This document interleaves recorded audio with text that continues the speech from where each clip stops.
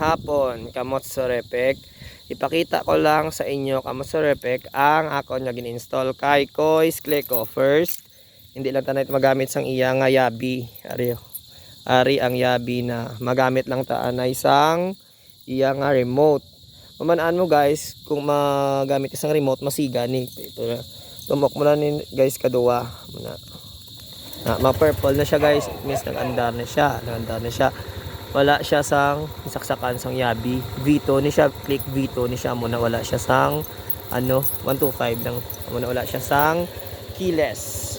Pero nag-installan ko siya sang may remote para imbis nga hulas ng balagay sa. Tapos ang in-install ko bagay sa iya ang charging port. Kay Vito ni wala siya sa charging port. Kaya ang V3 lang subong ang pag-oka latest kay click amo na ang may charging port. Kaya importante gini guys, mag-travel ka, kung mawadaan ka sang battery sa cellphone, pwede ka charge. Mura guys, pwede ka charge. Tapos may bulsa man ni siya, diya mo man siya butang. Tapos ang gini-install ko guys, ang switch. Kompleto ni guys, may left, right nga switch nga nga signal. Tapos may horn man siya guys, may horn. Tapos may passing light, ang low kag high. Tapos may passing light siya, duwa ang passing light niya.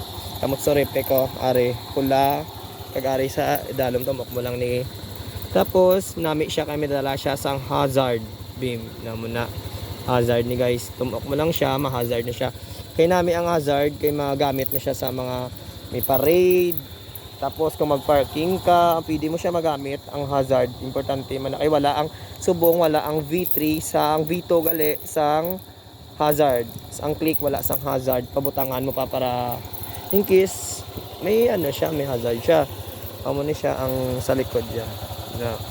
Tapos binaklan ko man siya sang ininstalan ko siya sang bulutangan sang cellphone na para kung in case mag-travel, makalanta butang mo di cellphone mo, malantaw ka sang mga map, bala kung diin ka gid man makadto mo na kung hindi ka pa kabisado sa lugar ay kalabanan ang may amo ni mga rider mo, mga grab mga muna para malantaw nila kung diin ang iyang mga customer mga muna. Pero gibatangan ko akon para sa travel kag kung mga in case nga may mga ano kada pwede mo magamit. Yan guys. Amo na gin-install ko subong pero wala ko pa siya gin-installan sang lights dire guys. Installan ko siya sang lights sa basi mga next month may lights na ni siya guys. Installan ko siya para magsanag siya. Tapos diri sa buli ginutangan ko man ni lights tapos sa silod sang iya nga U-box sa iya nga silod butangan ko man lights. Amo na guys, kubong install ko. Na patyon mo yung hazard na patyon mo na guys ang gin-install ko kay Kois Cleco.